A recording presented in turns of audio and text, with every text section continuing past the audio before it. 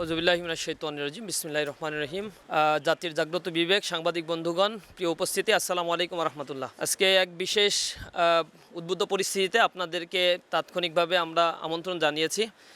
আপনারা ইতিমধ্যে লক্ষ্য করেছেন, ইলেকশন ইঞ্জিনিয়ারিংয়ের মধ্য দিয়ে ক্ষমতায় আসা বর্তমান সরকার ক্ষমতায় আসার পর থেকেই ক্যাম্পাসগুলোতে তাদের দখলদারিত্ব প্রতিষ্ঠা করার জন্য দেশের গুরুত্বপূর্ণ প্রতিষ্ঠানগুলোকে ইতিমধ্যেই কোনো ধরনের নোটিশ ছাড়া, কারণ ছাড়াই তাদের মদতপুষ্ট বিএমপির পোস্টেড নেতাদেরকে সেখানে ভিসি করা হয়েছে, প্রভোস্ট প্রক্টর চেঞ্জ করা হয়েছে, প্রশাসনিক দপ্তরগুলো রেডিক্যালি রদবদল করা হচ্ছে।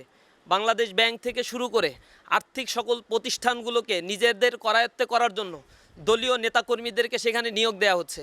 ইসলামী ব্যাংক থেকে শুরু করে অন্য অন্য ব্যাংকগুলোকে দখল দেওয়ার জন্য নানাভাবে চক্রান্ত এবং ষড়যন্ত্র, পাশাপাশি নিজেদের দখলদারিত্ব, সেই দলীয়করণ, পুরাতন সেই বন্দোবস্তের দিকে বর্তমান সরকার অত্যন্ত নির্লজ্জভাবে প্রবেশ করেছে। আমরা আজকে যে কারণে আপনাদেরকে এখানে ডেকেছি, আপনারা লক্ষ্য করেছেন চট্টগ্রাম সিটি কলেজে সেখানে অতর্কিতভাবে সকাল থেকেই প্রায় উত্তপ্ত পরিস্থিতি এবং অসংখ্য মানুষকে, অসংখ্য ছাত্রদেরকে, ছাত্র শিবিরের দায়িত্বশীলদেরকে কোপিয়ে আহত করা হয়েছে। ঘটনার সূত্রপাত মূলত সিটি কলেজে ইসলামী ছাত্র শিবিরের স্বাভাবিক কার্যক্রম দীর্ঘদিন ধরে পরিচালিত হয়ে আসছে। সেখানে ছাত্রদল থেকে শুরু করে অন্য অন্য ছাত্র সংগঠনগুলো তাদের সাংগঠনিক কার্যক্রম পরিচালনা করছে। ইসলামী ছাত্র শিবির তার দাওয়াতি কার্যক্রম পরিচালনার জন্য ক্যাম্পাসে দাওয়াতি বিভিন্ন ধরনের পোস্টার, শহীদ শরীফ ওসমান বিন হাদিকে নিয়ে গ্রাফিতি এবং জুলাইকে কেন্দ্র করে নানা ধরনের দেয়াল লিখন, এ সকল কার্যসূচি ধারাবাহিকভাবে পরিচালনা করে আসছে। শিক্ষার্থীদেরকে সাথে নিয়ে এই কার্যক্রমগুলো ছাত্র শিবির পরিচালনা করছে। পাশাপাশি ছাত্রদলও তাদের সাংগঠনিক কার্যক্রম পরিচালনার জন্য নানা ধরনের দলীয় নেতাকর্মীর পোস্টার, দলীয় নেতাকর্মীর ছবি সম্বলিত ফেস্টুন, এগুলো দিয়ে ক্যাম্পাসকে তারা রাঙিয়ে তুলেছে। এতে আমাদের কোনো আপত্তি নাই। স্বাভাবিক ক্যাম্পাসে সাধারণ ছাত্রদের নিয়ে সকল ছাত্র সংগঠনগুলো কাজ করবে, এটাই স্বাভাবিক নিয়ম। গত কয়েকদিন ধরেই ইসলামী ছাত্র শিবিরের যে ব্যানার, ফেস্টুন যেগুলো টাঙানো হয়েছিল, সেই ফেস্টুন ব্যানারগুলোকে তারা ছিঁড়ে ফেলেছে এবং গতকাল তারা যে গ্রাফিতি শরীফ ওসমান বিন হাদিকে নিয়ে বা জুলাইকে নিয়ে করা হয়েছে, সেই গ্রাফিতি মুছে দিয়ে সেখানে নানা ধরনের আপত্তিকর শব্দগুলো তারা ব্যবহার করছে। এই সকল বিষয় নিয়ে আমাদের পক্ষ থেকে নিন্দা জানানো হয়েছে। অনলাইনে সাধারণ ছাত্ররা লেখালেখি করেছে। পরের দিন অর্থাৎ আজকে সকালবেলায় প্রশাসনের কাছে আমাদের দায়িত্বশীলরা সেখানে উপস্থিত হয়েছে এবং প্রশাসনের কাছে বিষয়গুলো অবহিত করেছে। যেহেতু ক্যাম্পাসে পলিটিক্স সকল ছাত্র সংগঠনগুলো করছে, প্রত্যেকে তার নিজ নিজ ব্যানার, ফেস্টুনগুলো, দাওয়াতি ব্যানার এগুলো প্রদর্শন করতে পারবে, এত কোনো বাধা নেই। ছাত্রদলের ব্যানার রয়েছে, কিন্তু ইসলামী ছাত্র শিবিরের ব্যানার, ফেস্টুন যেগুলো ছিল, গ্রাফিতি যেগুলো দেয়া হয়েছিল জুলাইকে কেন্দ্র করে, এরা তো জুলাইকে কখনোই ওন করে না, ধারণ করে না। জুলাইকে মুছে দেওয়ার জন্য আপনারা দেখেছেন ঢাকা বিশ্ববিদ্যালয় থেকে শুরু করে বিভিন্ন জায়গায় তারা এই অপকর্মগুলো করছে এবং ছাত্রলীগ যারা করতো তারা তো এখন ছাত্রদল করছে। এবং এই যে গুপ্ত যারা ছিল ছাত্রলীগের মধ্যে, ছাত্রদলের এই গুপ্ত বাহিনী এখন ছাত্রদলের নাম ভাঙিয়ে নানাভাবে অপকর্মে লিপ্ত হয়ে আছে। সিটি কলেজে যখন এই জাতীয় নালিশগুলো বিশ্ববিদ্যালয় কলেজ প্রশাসনকে করা হচ্ছিল, এরপর আমাদের দায়িত্বশীলরা নিচে নেমে এসেছে, সেখানেই ছাত্রদলের সন্ত্রাসীরা অবস্থান করছিল। কথা কাটাকাটির এক পর্যায়ে সেখান থেকে শিক্ষকরা আসে এবং শিক্ষকরা আমাদেরকে সরিয়ে দেয়। ছাত্রদল সেখানে অবস্থান করে। আমাদেরকে সরিয়ে দেওয়ার সময় ছাত্রদল অতর্কিতভাবে কিছু হামলা করে, যেই আঘাতগুলো শিক্ষকদের উপরে, শিক্ষকদের গায়েও লাগে। এরপর আমাদের ভাইয়েরা সেখান থেকে বের হয়ে যায়। গেটের পাশেই বহিরাগত ছাত্রদলের সন্ত্রাসীরা অস্ত্রশস্ত্র সহ অবস্থান করছিল। এখানে আমরা ছবিতে আপনাদেরকে দেখাবো, সেখানে তারা আমাদের উপরে হামলা করেছে। আমাদের 5-7 জন ভাই সেখানে আহত হয়েছে। শিক্ষকরা যারা এখানে ঠেকাতে গিয়েছিল তাদেরকেও লাঞ্ছিত করা হয়েছে। আমাদের উপরে আঘাত এবং শিক্ষকদের উপরে আঘাতের প্রতিবাদে বিকেলবেলা আমাদের একটা বিক্ষোভ মিছিল কর্মসূচি দেওয়া হয়েছিল। কলেজের সামনে থেকে আমাদের ভাইয়েরা বিক্ষোভ মিছিল এবং এই হামলার নিন্দা জানিয়েছিল। আমরা কোনো ধরনের পাল্টা হামলা বা তাদের উপরে আক্রমণাত্মক অবস্থান আমরা দেখাই নাই। কিন্তু এই মিছিলে পেছন দিক থেকে সন্ত্রাসীদের, ভাড়াটে সন্ত্রাসীদেরকে নিয়ে আসে, যাদের হাতে ক্রিচ ছিল, তারপর রামদাও ছিল, অস্ত্রসহ তারা আমাদের ভাইদের উপরে হামলা করে। এই হামলায় পেছন দিক থেকে আমাদের অসংখ্য ভাইকে আহত করে। আপনারা দেখেছেন পায়ের কবজি পর্যন্ত প্রায় বিচ্ছিন্ন অবস্থা। আমাদের কয়েকজন ভাই গুরুতর আহত অবস্থায় হাসপাতালে ভর্তি হয়েছে এবং যারা এই 5 আগস্ট পরবর্তী ক্যাম্পাসগুলোতে সন্ত্রাসের রাজত্ব কায়েম করার জন্য উঠে পড়ে লেগেছে। ইসলামী ছাত্র শিবির বারবার বলেছে ক্যাম্পাসগুলো সাধারণ শিক্ষার্থীদের জন্য আমরা বিনির্মাণ করতে চাই। এই 5 আগস্ট পরবর্তী একটা সহাবস্থান ক্যাম্পাসে আমাদের দাবি ছিল, কিন্তু অত্যন্ত দুঃখজনক হলে সত্য, আপনারা দেখেছেন তেজগাঁ কলেজে সাকিবকে হত্যা করা হয়েছে এবং তার দাফন কাফন এই ঢাকায় যাতে না হয়, জানাজাটা পর্যন্ত যাতে না হয়, জোর করে তাকে এই জানাজা যাতে এখানে পড়ানো না হয় তার বাড়িতে পাঠানো হয়েছিল। সেই সাকিব হত্যাকাণ্ড তেজগাঁয়, সেই ঘটনার এখনও পর্যন্ত কোনো ধরনের কোনো মীমাংসা হয়নি বা কাউকে শাস্তির আওতায় আনা হয়নি। খুলনা প্রকৌশল ও প্রযুক্তি বিশ্ববিদ্যালয়, সেখানে প্রকাশ্য অস্ত্র উঁচিয়ে 5 আগস্ট পরবর্তী দখলদারিত্ব করার জন্য সেখানে সাধারণ শিক্ষার্থীদের উপর হামলা করা হয়েছে। এর পরিপ্রেক্ষিতে কারো ব্যাপারে কোনো ধরনের পদক্ষেপ নেওয়া হয় নাই। এই ধারাবাহিকতা তারা যখন ক্ষমতায় আসছে এরপর থেকে ধারাবাহিকভাবে তারা ক্ষমতায় যাওয়ার পরে এই খুনের রাজত্বগুলো তারা জারি রেখেছে। ইতিমধ্যেই গত 2 মাসে বিএনপি ক্ষমতায় আসার পরে শপথ নেওয়ার পর থেকে 31 জনকে শুধুমাত্র বিএনপির নেতাকর্মীরা হত্যা করেছে, যার জন্য একজনকেও এখন পর্যন্ত গ্রেপ্তার করা হয়নি। প্রায় 100-এর কাছাকাছি ধর্ষণের ঘটনাগুলো ঘটেছে, বিভিন্ন পত্রিকাগুলোতে আসছে। চাঁদাবাজি, ছিনতাই, লুটতরাজ, দখল বাণিজ্য, ঘেরবেরি দখল, পুকুর দখল, এগুলো নিত্য নৈমিত্তিক একটা ব্যাপার। এ ব্যাপারে প্রতিকার চাইতে আসলে জনগণের মামলা নেওয়া হচ্ছে না, তাদেরকে হুমকি দেওয়া হচ্ছে। আওয়ামী লীগকে পুনর্বাসন করছে বিএনপি, আপনারা দেখেছেন তারা নমিনেশন দিয়েছে নারীদেরকে, সেখানেও আওয়ামী লীগের নেত্রীদেরকে নমিনেশন দেওয়া হয়েছে এবং এই নমিনেশনের মাধ্যমে তারা প্রমাণ করেছে তারা আওয়ামী লীগের সাথে আসলে আতাত করে বিভিন্নভাবেই ক্ষমতায় এসেছে এবং তাদের বিচার কার্য আমি গত 2 মাসের মধ্যে বিচারের দৃশ্যমান কোনো অগ্রগতি নাই। আইসিটি ট্রাইব্যুনালের প্রধান প্রকৌশলীকে সেখান থেকে বরখাস্ত করা হয়েছে কোনো কারণ ছাড়া, নিজের দলীয় লোককে সেখানে নিয়ে আসা হয়েছে, যে বিচার হয়ে গিয়েছে সেগুলো নাকি আবার রিভিউ করবে তারা। এভাবে করে একের পর এক এই দেশের মধ্যেই অরাজক পরিস্থিতি তারা তৈরি করছে। এরই মধ্য দিয়ে ক্যাম্পাসকে উত্তপ্ত করার একটা কারণ আমরা যতটুকু দেখতে পাচ্ছি, তারা রাষ্ট্র পরিচালনায় শতভাগ ব্যর্থ। ক্ষমতায় আসার পরে তেলের মজুদ আছে বলে সংসদে চিল্লাচ্ছে, কিন্তু দীর্ঘ সারিতে জনজীবন বিপর্যস্ত, 4 কিলোমিটার 5 কিলোমিটার পর্যন্ত জনগণের লাইন ধরে যায়, তারা তেল পাচ্ছে না। দ্বিতীয় একটা পরিস্থিতি তৈরি হয়েছে, দ্রব্যমূল্যের চরম ঊর্ধ্বগতিতে জনজীবন এখন বিপর্যস্ত হয়ে পড়েছে। মানুষ এখন এই পরিস্থিতি থেকে পরিত্রাণ পেতে চায়। সরকারের সমালোচনা করার কারণে ইতিমধ্যে 5 জনকে গ্রেপ্তার করা হয়েছে। এরা আওয়ামী লীগের একেবারে প্রোম্যাক্স ভার্সন, ছাত্রলীগের একেবারেই প্রোম্যাক্স ভার্সনে পরিণত হয়েছে। আমরা এর তীব্র নিন্দা এবং প্রতিবাদ জানাই। প্রশাসন যে দর্শকের ভূমিকা পালন করেছে আপনাদেরকে একটু দেখাতে পারি। এখানে দেখেন, প্রথম যখন হামলা করা হয়েছে সকালবেলায় প্রিন্সিপালের রুম থেকে আমরা যখন বের হয়ে রাস্তায় আসা হয়েছে, আমাদের দায়িত্বশীলরা এই গেট থেকে বের হওয়ার সময় এইখানে ছাত্রদলের সন্ত্রাসীরা, বহিরাগত সন্ত্রাসীরা সেখানে অবস্থান করেছে, পুলিশ এখানে অবস্থান করেছে। আমাদের ভাইরা বের হওয়ার পরে সেখানে আক্রমণ করা হয়েছে। প্রশাসন এখানে কোনো ধরনের ব্যবস্থা নেয় নাই। আগে আওয়ামী আমলের প্রশাসন একই রকম অ্যাটিটিউডগুলো বর্তমান প্রশাসনের দিকেও আমরা দেখতে পাচ্ছি। সরকারি দলকে অন্ধভাবে ফেভার দেওয়ার যে মানসিকতাগুলো প্রশাসনের মধ্যে এখনও পর্যন্ত রয়েছে। এরপরে অস্ত্র নিয়ে 5 আগস্টের পরে এই আওয়ামী রাজনীতি আবার ফিরিয়ে নিয়ে আসছে ক্যাম্পাসে।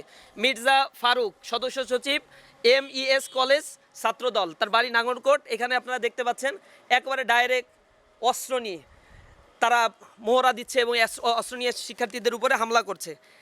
এখানে আছে শাহাদাত হোসেন জুয়েল, তিনি হচ্ছেন হালিশহর থানা ছাত্রদলের আহ্বায়ক। তিনি হচ্ছে এই হামলার একেবারে সামনে ফ্রন্ট সারিতে অবস্থান করছেন। সোহেল সিদ্দিক রনি, ঢাকা সিটি কলেজের ছাত্রদলের আহ্বায়ক, এই হামলার নেতৃত্ব দিচ্ছেন। আব্দুল মজিদ ছোটন, সদস্য সচিব, সরকারি সিটি কলেজ ছাত্রদল, এই হামলার নেতৃত্ব দিচ্ছে। এভাবে প্রত্যেকের ক্ষেত্রে দেখবেন, এইখানে দেখেন হেলমেট পরে, ছাত্রলীগের হেলমেট বাহিনী যেটা ছিল, এই হেলমেট বাহিনী ছাত্রদলে কোত্থেকে আসলো? এগুলো সব ছাত্রলীগ করতো এবং ছাত্রদল হচ্ছে তাদের পুনর্বাসন সেন্টার। একের পর এক কমিটি দিচ্ছে, ছাত্রলীগকে পুনর্বাসন করছে। একই অবস্থা, হেলমেট পরে হাতে অস্ত্র নিয়ে পলাশ কমার্স কলেজ ছাত্রদলের যুগ্ম আহ্বায়ক, অস্ত্রসহ হাতে হেলমেট পরে পূর্ব প্রস্তুতি নিয়ে আমাদের ভাইদের উপরে হামলা করেছে। এখানে দেশীয় অস্ত্রসহ, এখানে আবার দেখেন হেলমেট সহ অস্ত্রসহ হামলা করার দৃশ্য। ধারালো অস্ত্র হাতে বহিরাগত সন্ত্রাসীদেরকে নিয়ে আসা হয়েছে, হাতে অস্ত্রসহ হেলমেট পরিহিত অবস্থায়। অসংখ্য ছবি এরকম দেখা যাবে, তার মানে এটা পূর্ব পরিকল্পিত। এখানে ভাড়া করে নিয়ে আসা হয়েছে, ভাড়াটে গুন্ডা টোকাইদেরকে নিয়ে আসা হয়েছে ক্যাম্পাসকে অস্থিতিশীল করে তোলার জন্য। এভাবে একটার পর একটা অস্ত্রর মোহরা তারা দিয়েছে। আজকে আপনারা এখানে দেখতে পেয়েছেন ইসলামী ছাত্র শিবিরের একজন দায়িত্বশীল ওয়ার্ড সভাপতি, তার কবজি প্রায় আলাদা করে ফেলা হয়েছে, গোড়ালি প্রায় আলাদা করে ফেলা হয়েছে। তিনি এখনও চিকিৎসাধীন অবস্থায় রয়েছেন। অনতিবিলম্বে যারা এই অপকর্মগুলো করেছে, আমরা আশা করি স্বরাষ্ট্রমন্ত্রী এর ব্যাপারে যথাযথ পদক্ষেপ গ্রহণ করবেন। আমরা লজ্জিত, এই 5 আগস্টের পরে এত সহস্রাধিক রক্তের বিনিময়ে যে সরকার গঠিত হয়েছে, যে স্বরাষ্ট্রমন্ত্রী নিজে বলেন তিনি শিলংয়ে তাকে গুম করে রাখা হয়েছিল, তিনি নিজে বলেন, এটা জনগণ বলে না, বা এখন এটা নিয়ে অনেক প্রশ্ন রয়েছে। সেই স্বরাষ্ট্রমন্ত্রী, তার দায়িত্ব হচ্ছে দেশের আইন শৃঙ্খলা ঠিক করা, কিন্তু আশ্চর্যের বিষয় তিনি হচ্ছেন ডিফ্যাক্টো প্রধানমন্ত্রী হয়ে গিয়েছেন। যে কোনো ইস্যু নিয়ে এই সংসদে তার বক্তব্য দিতে হয়, অথচ দেশের আইন শৃঙ্খলার চরম অবনতি। আজকেও আপনারা দেখেছেন নওগাঁ এবং কক্সবাজারে 7 জনের মরদেহ উদ্ধার করা হয়েছে, এক ফ্যামিলির 4 জনকে হত্যা করা হয়েছে, কিন্তু তার কে হত্যা করেছে, কি অবস্থায়, তার কোনো হদিস নাই, কাউকে গ্রেপ্তার করতে পারছে না। জনমনে আতঙ্ক সৃষ্টি হয়েছে, রাতের বেলায় কেউ বের হতে পারছে না। এখন তেল নিয়ে প্রতিবাদ করলে তাকে গ্রেপ্তার করা হয়, ফেসবুকে লিখলে তাকে প্রতিবাদ করা গ্রেপ্তার করা হচ্ছে। এরপরে হাজী দানেশ বিজ্ঞান প্রযুক্তি বিশ্ববিদ্যালয়ে স্ক্রিনশটকে কেন্দ্র করে ছাত্রদলের 2 গ্রুপে ক্যাম্পাসকে উত্তপ্ত করেছে, ক্যাম্পাসে মারামারি সংগঠিত হয়েছে। এরপরে এর আগেও আমরা দেখেছি, বিশেষ করে তেজগাঁ কলেজে যে ঘটনাটা ঘটেছে, ঢাকা পলিটেকনিকে হামলার ঘটনা ঘটেছে, নরসিংদী পলিটেকনিকে কিছুদিন আগে আমাদের প্রদর্শনী ছিল, সেই প্রদর্শনীকে কেন্দ্র করে ছাত্রদল কোনো কারণ ছাড়াই হামলা করছে। এরপরে যখন আমরা প্রশাসনকে জানালাম, বিশ্ববিদ্যালয়ের প্রশাসন যখন তাদেরকে আলাদা করে দিল, ক্যাম্পাস থেকে বের করে দিল, তার কিছুক্ষণ পরে যুবদলের সন্ত্রাসীরা আসলো, এসে আমাদের যে কয়জন ছিল অস্ত্রশস্ত্র সহ সেখানে হামলা করলো। আমাদের ভাইয়েরা প্রতিবাদ মিছিল করেছে, প্রতিবাদ জানিয়েছি, প্রশাসনকে আমরা দৃষ্টি আকর্ষণ করেছি, কিন্তু কাউকে সেখানে গ্রেপ্তার করা হয়নি। কুড়িগ্রাম পলিটেকনিকে হামলা করা হয়েছে, বিনা কারণে সেখানে উত্তপ্ত পরিবেশ সৃষ্টি করা হয়েছে। শেরপুরে হামলার ঘটনা ঘটেছে, একের পর এক ক্যাম্পাসগুলোতে হামলার ঘটনা ঘটেছে। ঢাকা বিশ্ববিদ্যালয়ে আপনারা দেখেছেন, তারা সেই গণরুম গেস্ট রুমকে আবার ফেরত নিয়ে আসার জন্য 36 জন অছাত্র, যাদের ছেলে মেয়ে ইতিমধ্যে হয়ে গিয়েছে এবং ছেলে মেয়ের বিয়ের বয়স হয়ে গিয়েছে, তাদেরকে বিশেষ বিবেচনায় হলে সিট দিচ্ছে, অথচ ফার্স্ট ইয়ারের ছাত্ররা সিট পাচ্ছে না। এটা নিয়ে প্রতিবাদ করতে গিয়েছি, ফেসবুকে তাদের যে বট বাহিনী, এই বট বাহিনী হামলে পড়ছে। ছাত্রলীগের পুনর্বাসন যেভাবে করা হতো একই স্টাইলে হলগুলোতে এই মুরব্বীদেরকে নিয়ে আসা হয়েছে, এবং যাদেরকে সিট দেওয়া হয়েছে 36 জনের অধিকাংশের অবস্থা হচ্ছে এমন যে এখন বর্তমানে প্রভোস্ট বা হলের দায়িত্বে যারা রয়েছে শিক্ষকরা, তাদের চাইতে বয়স বেশি এদের। তো এরা যখন হলে উঠবে, তাদের চোখের দিকে তাকায়, মুখের দিকে তাকায়, তো একটা কথাও বলতে পারবে না, এবং প্রভোস্ট তাদের কথা শুনতে বাধ্য হবে। এরকম অবস্থা ঢাকা বিশ্ববিদ্যালয়ে তারা করে যাচ্ছে। একের পর এক এই দখল বাণিজ্য, দখলদারি, চাঁদাবাজি, টেন্ডারবাজি করছে। ইসলামী ছাত্র শিবির বলছে 5 আগস্টের পরে ক্যাম্পাস হবে শিক্ষার্থীদের জন্য, তারা এটা মানবে না। আমরা বারবার বলছি ক্যাম্পাস শান্ত রাখতে হবে। শিক্ষার্থীরা দীর্ঘদিন পরে ক্যাম্পাসে ফিরেছে, সকল ছাত্র সংগঠনগুলো ক্যাম্পাসে তাদের অধিকার প্রয়োগ করছে, কিন্তু আশ্চর্যের বিষয় ক্যাম্পাসে একটার পর একটা পায়ে পাড়া দিয়ে ঝগড়া করার যে প্রবণতাগুলো ছাত্র দলের মধ্যে আমরা দেখছি। শিক্ষার্থীরা তাদের মিছিলে যায় না, দেখবেন এখন মিছিল করলে লোক হচ্ছে না, এটা তাদের মর্মপীড়ার কারণ। কেন শিক্ষার্থীরা তাদের মিছিলে যাচ্ছে না, গণরুম গেস্ট রুম করতে পারছে না, তাদেরকে জোরপূর্বক নিয়ে যেতে পারছে না? এবং আমার কাছে কিছু ইনফরমেশন রয়েছে, তাদের যে সংগঠন মেইন দল যেটা বিএমপির ছাত্র সংগঠন, তো এই মেইন দলের পক্ষ থেকে বলা হচ্ছে ক্যাম্পাসগুলোতে উত্তপ্ত করতে। এর কারণ হচ্ছে রাষ্ট্র পরিচালনায় ব্যর্থতার পরিচয় দিচ্ছে, জনগণ ফুঁসে উঠছে, যে কোনো সময় রাস্তায় নেমে যেতে পারে এবং আরও একটা বড় ধরনের বিদ্রোহ তৈরি হতে পারে বাংলাদেশে। এই বিদ্রোহ যাতে না হয়, এজন্য মিডিয়ার দৃষ্টি অন্যদিকে ঘোরানোর জন্য তারা ইতিমধ্যেই ক্যাম্পাসগুলোতে উত্তপ্ত করে 2 গ্রুপের সংঘর্ষ, এই নিউজগুলো মিডিয়ায় প্রকাশ হবে, আর এদিকে তাদের যে অপরাধগুলো, তারা যে সিন্ডিকেট বাণিজ্যগুলো করছে, ব্যাংকগুলো তারা দখল করে রাখছে, জনগণের জামানতগুলো তারা দিতে পারছে না, ক্যাপিটাল মার্কেটের অবস্থা খারাপ, স্টক মার্কেটের অবস্থা খারাপ, বেকারত্বের সংখ্যা দিন দিন বেড়ে যাচ্ছে, দ্রব্যমূল্যের ঊর্ধ্বগতিতে জনজীবন নাকাল হয়ে পড়েছে।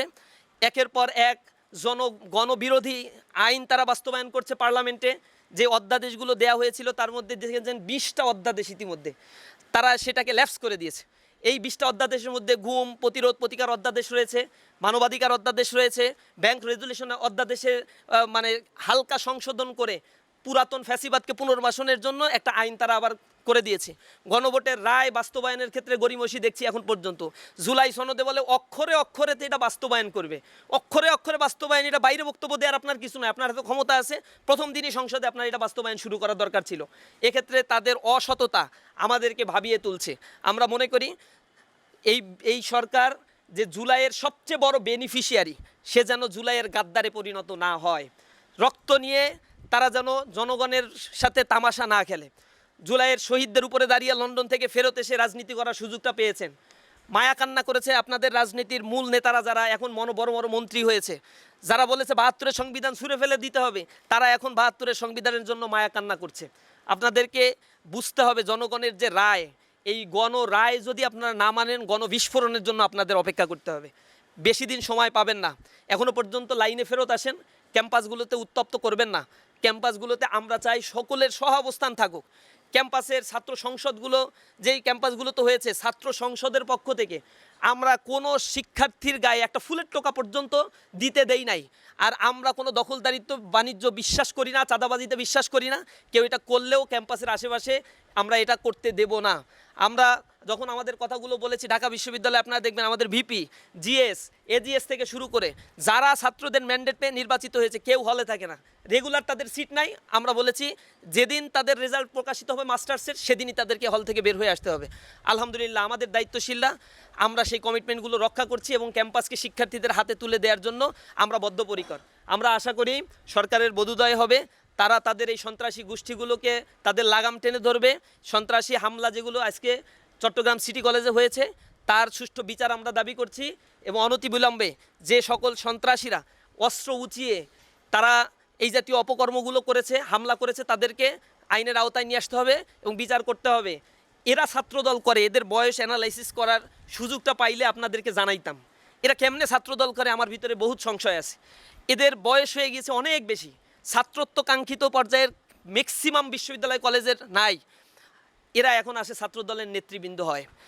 এই প্রজন্মের পালস তারা আসলেই বুঝতে পারছে না এবং তারা একটা ফাঁদ কেটে রাখছে বর্তমান সরকারের জন্য।